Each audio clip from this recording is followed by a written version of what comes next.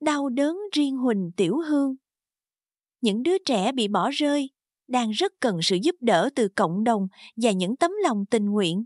Huỳnh Tiểu Hương, người mẹ đơn thân, đã dành thời gian cuộc sống mình để chăm sóc và nuôi dưỡng những đứa trẻ không nơi nương tựa. Nhưng giờ đây, cô đang đứng trước nhiều và khó khăn khi thiếu thốn về nhân lực và nguồn lực.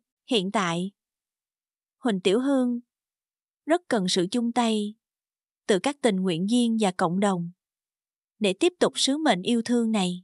Những đứa trẻ tại đây không chỉ thiếu chỗ ở, thức ăn mà còn cần sự quan tâm, giáo dục và tình cảm ấm áp để có thể trưởng thành và phát triển. Mỗi sự trợ giúp dù nhỏ cũng góp phần làm nên điều kỳ diệu, xoa dịu nỗi đau mà các em đang chịu đựng.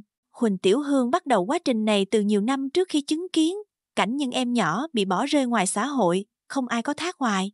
Dù biết bao khó khăn về tài chính và tinh thần, cô vẫn hiển hiện vượt qua, tạo dựng một mái ấm nhỏ để các em có thể cảm nhận được yêu thương và hy vọng vào cuộc sống. Giờ đây, cô mong muốn lan tỏa câu chuyện này đến với mọi người để tìm kiếm thêm sự hỗ trợ, cùng nhau viết tiếp câu chuyện về những đứa trẻ không may mắn nhưng vẫn luôn khát khao một tương lai tươi sáng.